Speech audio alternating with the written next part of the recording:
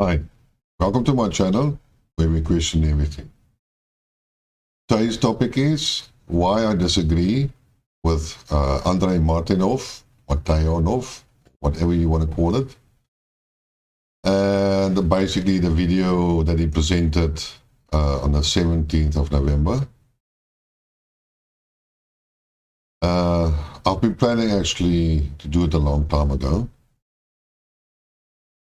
I'm starting to, I've been listening to his videos for a long time now, as I have watched a lot of other videos from pro-Russian commentators, and even if I watched some podcasts and read a lot of articles from by Andrei, and as well as other punters that sort of call it anti-West commentators, if you want to call it, who believe they are living in the reality, in the real world, and they are not living in a bubble.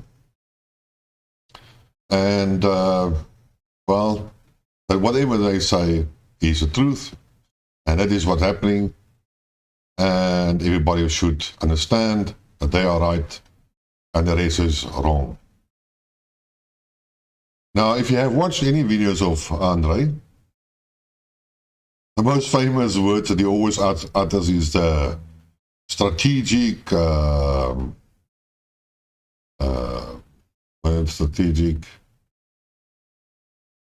operational, and what's the other one that he always uses? Tactical concepts that nobody understands us. And nobody has the necessary qualification, and except him. And basically, everybody that tries to present a military analysis are unqualified to do the work, have no experience, have no nada, notes, results, even capability of making a logical conclusions based on certain facts that are presented. However, I've said it many times now, you don't need the qualification. If you can think logical, and you can think systemic, and you have access to enough information, remember, enough information, not grabbing here tits and bits of information like this S-300 that fell in Poland, and try to grab at straws and make a big issue out of it. Then you can think about what is happening. You don't need a military background. You can think about this. Nobody with a fairly amount of intelligence is incompetent to make such an analysis. But Andrei insists on that is how it is. Now it started to, I wouldn't say irritate me. I'm probably not going to listen to more of his videos. You are free to do it. It's not a problem. You don't even have to listen to my views. And if you want to unsubscribe to my channel, that's also your decision. It's not mine.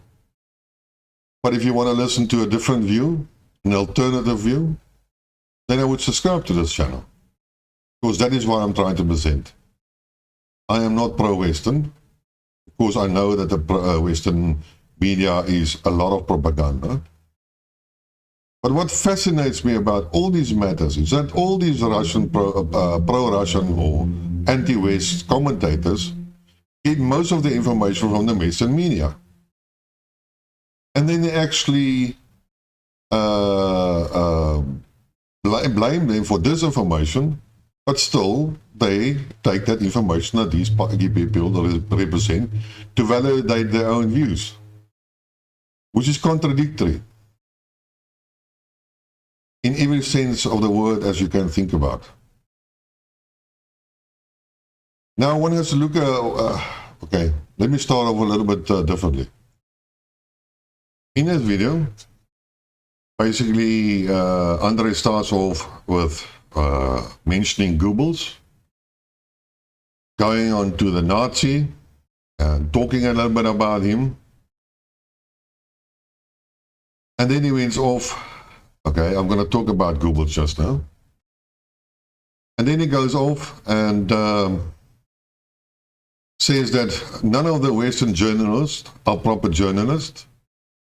They don't know what to do. They don't know, have no qualification. They do not tell the truth. They are incompetent, and etc. and etc. and etc.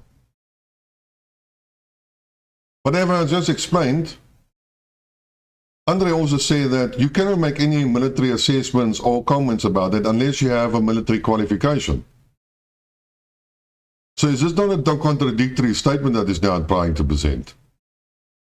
So he criticizes journalists that have studied journalism and got the necessary qualification, and he hasn't got that same qualification, but he can express and classify these people as being incompetent in their job.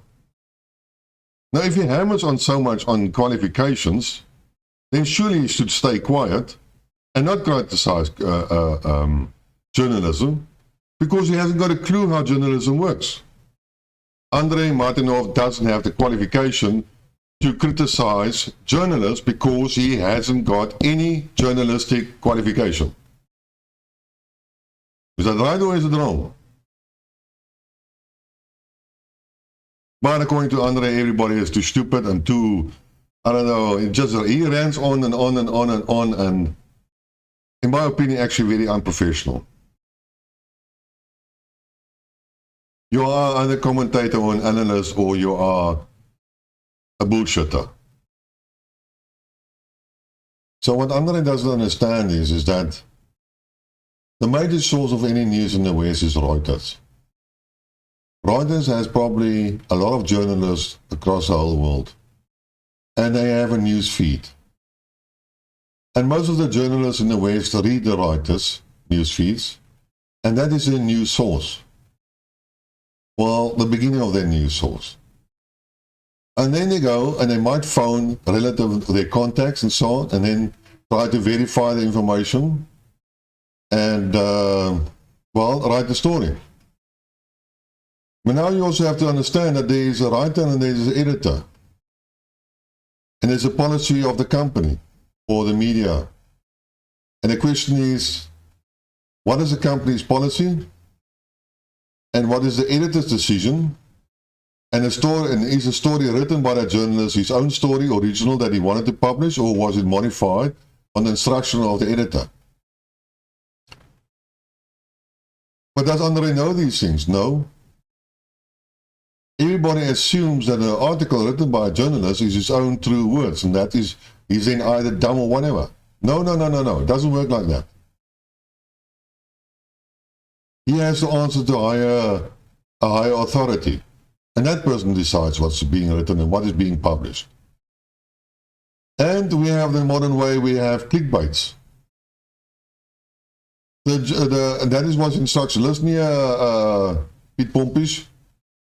You have to write an article to get clicks. So write an article that it makes waves. Doesn't matter if it's true or not, we can always correct it later on. How does anybody know what the instruction was given to the reporter who wrote the article? And if you don't do it, then you lose your job. So even the renowned and proper people that are proper journalists sometimes have to violate their own principles. And it depends on how strong they are. But if they are too strong in their opinions, then they're going to lose their jobs. But hell, not every journalist is dumb and doesn't know what he's doing. Maybe 5% doesn't know what they're doing, but the majority do know. But they choose not to follow their own views, but to follow the narrative. Because they have certain benefits, and they are pressurized to do that. So Andrei, again, you are not qualified to make these decisions or assumptions or analysis on any reporter, because you don't have the necessary qualification, and you don't know what's happening in that media office. Now, as far as I know is, which I have deducted, I haven't gone now and Googled him per se and got a Wikipedia page and looked at what his qualifications are. So I'll just talk under what I remember, and whether it's true or not, that I'm not totally sure. But as I understand it, he did obtain probably a degree in military studies at the University of probably, say, Moscow. He's not an old man, a young man, so I believe he did it probably during the Soviet era years. So, and he went to the Soviet Union's Navy, if I am correct. And apparently, just after the dissolution of the Soviet Union, when it was very bad in Russia, the new Russia, he emigrated to America. Now, as far as I remember, that was in 1994 about. And now we are in 2022. So how many years is that back? 28 years?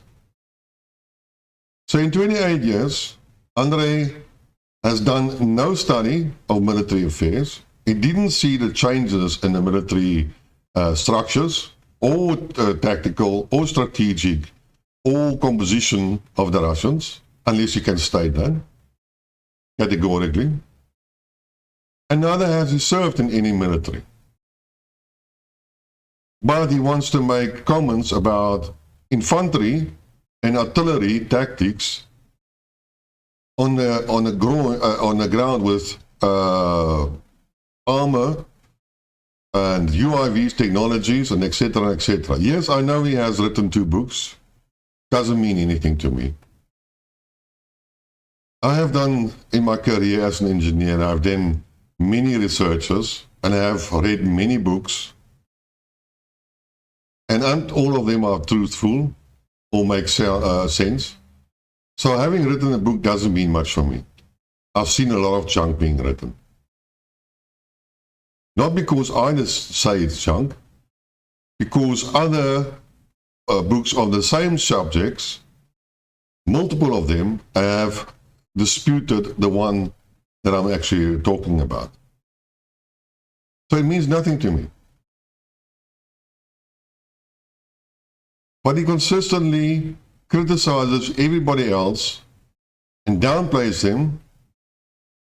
And I mean, I've even listened to some of the podcasts that he was involved. Nothing constructive has actually been said.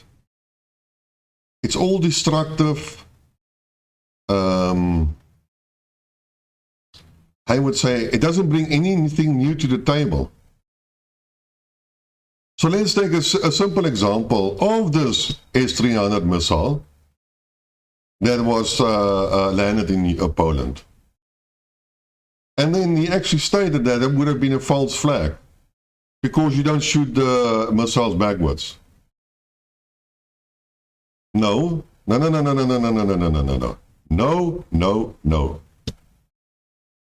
It has been stated by the Russians authority, not in one article, multiple articles that stated clearly that Russia fired no missiles nearer than 35 kilometers from the Polish border. That means that Russia has fired cruise missiles or whatever between Kiev and Poland, north of that. That is what it means. That is how you can logically conclude what really happened. And then he names the missile numbers, highly flippant, impressive and so on, calling the numbers. But, you know, I can quote a lot of numbers and bullshit you that you don't know what's going on. Means nothing for me. I'm not interested in the missile that was fired. All I'm interested in the missile that's fired is from what complex was it fired, how far can it travel, and what was its purpose or capability. And then I can tell you, oh, well, maybe age and who, you will look at the age, when it was produced and who was the position of it, but we all know that's sort of now common sense. The Ukrainians fired the S-300 system, missile. The S-300 is not a small rocket. As far as I remember now correctly, it's 10 meters long. This is a huge thing. Now, whether this specific model was at length or diameter or whatever, weight, I'm not totally sure, but that's not relevant. What I do understand is, based on the model number that was given to us or made available, it has a range between 70 and 100 kilometers. That is the range. And that's about the distance between Kiev and where it landed. And it is fired northwards. So what was the logical conclusion is that the Russians fired the cruise missile that passed Kiev on the northern side, or the north of Kiev, to make it more specific. And when it reaches, when the missile and Poland were in line, the Ukrainians fired the missile. It was old technology. It missed its target. It went till the end of its limits, distant limits. It fell down. Unfortunately, 2 people were killed. There is no conspiracy theory here. There is no deliberate false flag type of attack. But if Andrei was a military person, and if he has read enough articles, which I said is not only in one article, there's many more articles that are available, then she should have known that. Yes, Zelensky has made a big issue about it. Poland make a big issue, but the Polish aren't any crazy. The Poles are a totally different type of nation. In my opinion, well, they are psychos.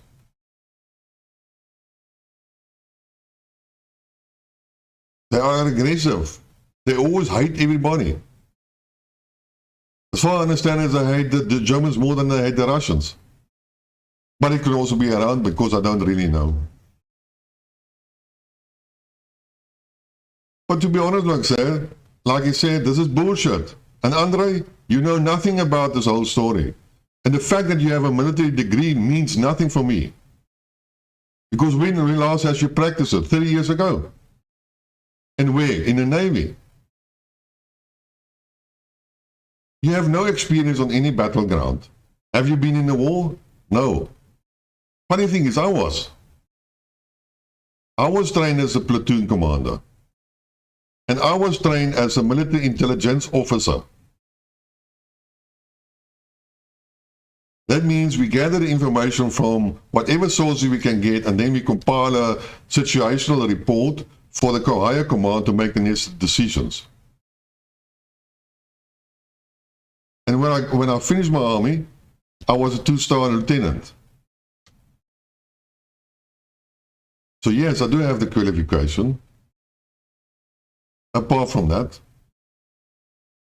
I have lost comrades in the war, South African war, Bush war. 2 of my young friends, I was about 25 when we did the military, but those guys were 19 years old. 2 of them, they were sleeping right across me, went to the paratroopers, and with the paratroopers they went into action in Angola. And as they exited the APC, we call it a rattle, a mortar fell between all of them, and 15 guys died on the spot. A friend of mine, luckily, who was together with me in school, luckily survived it, but his sergeants didn't survive it. They were tracking terrorists, and when they get to a fence, a hole in the fence, they got there, and he walked and inspected it and didn't find anything and walked back. And then the sergeant went forward and then stepped on the landmine right in front of the hole, which my friend has just missed.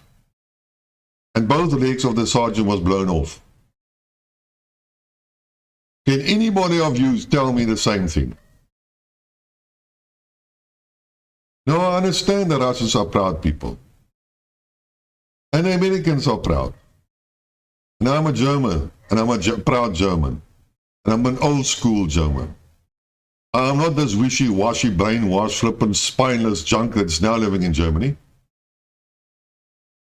I'm 80% German, 20% South African. And I call myself being proud German. And now we come about this constant German Nazi bashing of the Second World War, which I'm starting to get really fed up. I prepared actually a video for Martin about before this, but I never made it finished. But today is the day when I'm going to finish it. And I don't care if you're a Russian and you want to leave my channel. I don't give a shit.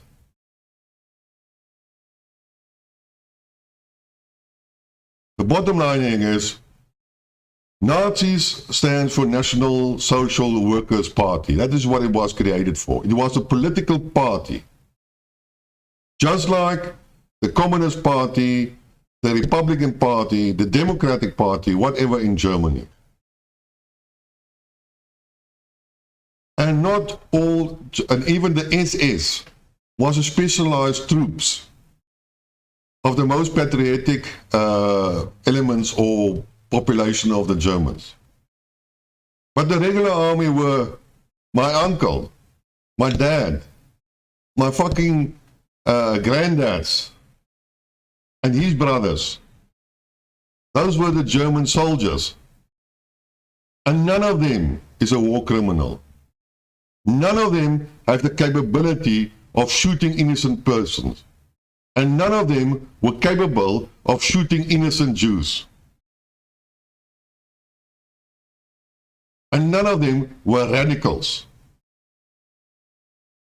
And I know nobody of my dad's friends that would have been a war criminal or a fanatic, of what the Germans constantly are being accused. For 70 years, I have to be bullied and whatever because I'm a German.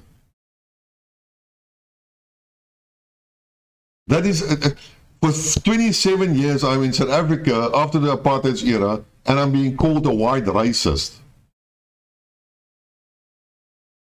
Just because I'm white. Just because I am German. People, if you judge all people on the same principle, then you are a racist. That's a definition of a racist and racism. Judging people based on their race, not on their individual capability. And the Nazis were the Nazis. They were in the Second World War in Germany. Those were the party leaders. Yes, they had radical groups, just like the Americans have in the Ku Klux Klan, and whatever other radical groups they have. Well, I think Antifa is not right-wing, but they have right-wing groups, radical groups. The same people are in Ukraine. They are not Nazis. They are radical right-wing nationalists who, by chance, wear some of the insignias of the German Nazis. But they are not Nazis. And if you have ever read a book about the SS, the German SS, then you will find that in every country that the German conquered or occupied, there were volunteers that joined the German SS. And each country had their own SS division, if you want to call it. And the most radical and cruel SS branch were the Ukrainians. It was so bad that the division, the Ukrainian SS division, was shunted by the rest of the German SS. And they didn't want to have anything to do with him because they did such many atrocities. Go read the books, not the piece of junk type of historians that is so distorted in any case, but the proper books about the history. People that physically were there.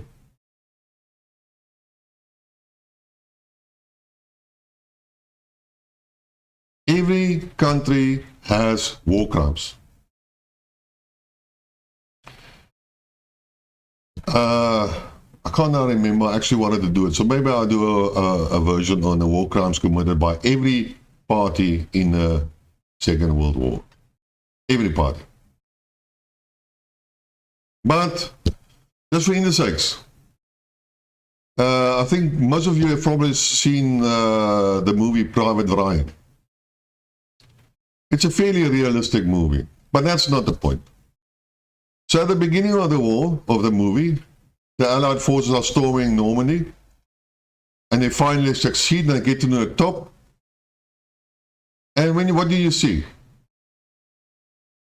So as the screen, the camera panned, we saw some Germans raising the red flag and surrendering. And then the Americans shoot them in cold blood. That's a war crime. Why did the directors put it in? Because that is what happened. Do you hear about it? No, you don't hear about that. Why does it happen? Well, you have to think about how the human being or society is, what type of people are in a society. You get the good people, the church-going people, the more people with a high moral, and then you got the liberals and so on, and then you got the criminal elements, and then you have people with low moral values. That is society. So say about you have 100 people, and you divide it up, and you will find that probably 80 of those people are good people, 100%. And then you get some fanatics, and they are probably 10%, you get some criminals, and they are about the rest of the 10%. Now again, when I was in the army, that was in the 1980s, we had nice long hair, and I studied first, and as I studied first, I was a little bit older when I got there. My hair was nice and long and so on, just came back from a holiday, and everything was hunky-dory, you know? And as we walked into this army camp, I still remember it clearly. I looked to my left and I saw all these guys with clean-shaven heads, in their brown overalls, sorting out their gear. And the thing that struck me is that they all looked the same. And that was a big problem. But now, you cannot judge any person on his appearance. So if he had a tattoo and long hair and the big thing is, you could think, yeah, but he was like a gangster or whatever.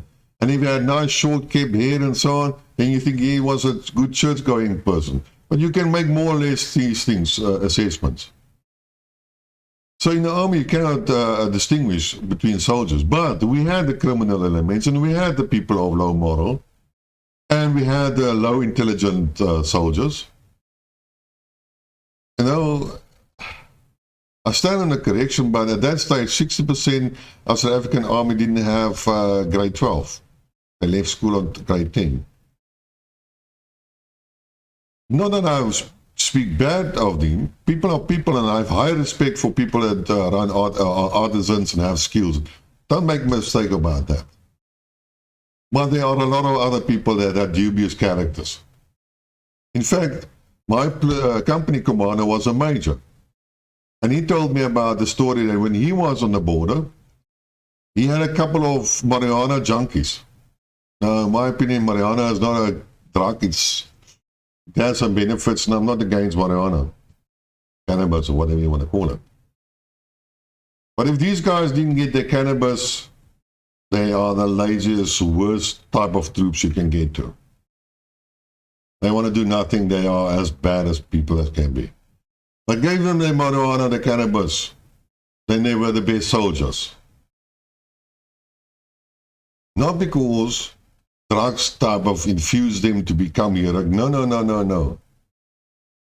It was their personality. Their true personality comes out. But in any case, so in a war situation, firstly, what the people do is you are subjected to propaganda. We were all propagandists, and you can see it in the Americans as well. You have to demonize your enemy in order to make any normal person shoot another person and kill him. Because it's not, contrary to popular belief, it's not easy to do that and pull the trigger. It's not easy. So you have to be radicalized and flipping propagandized. So you demonize those people, you make them, like the typical word is always called, untermenschen, and thereby you see them as animal or below animal and you can shoot them.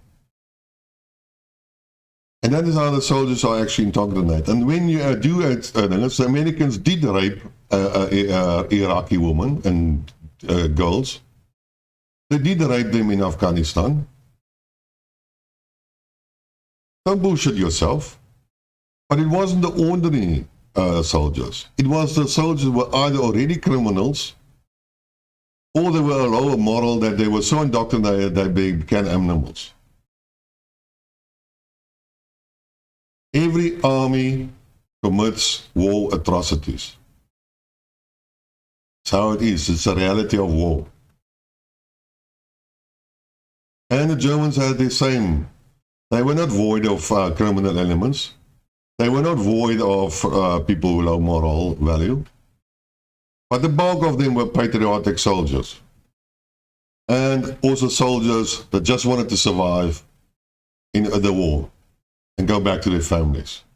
Because at the end of the day, every soldier wants to do that. And those patriotic stories about medals and die for your fatherland and all that, that's pure bullshit junk.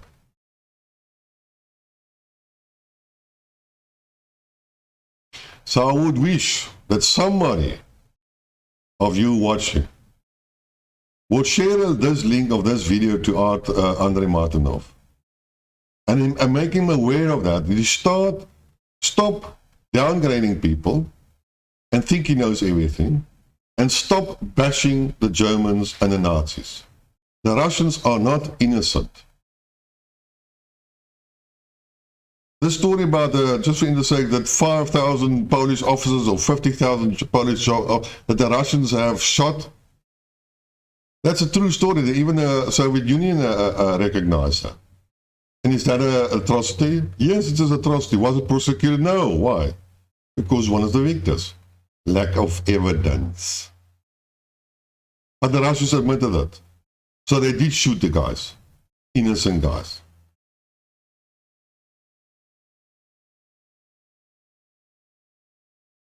So today is my rant. And that is my story for today. If you like what you heard or agree with what you heard, then please subscribe. If not, too bad. And then next time then. Cheers.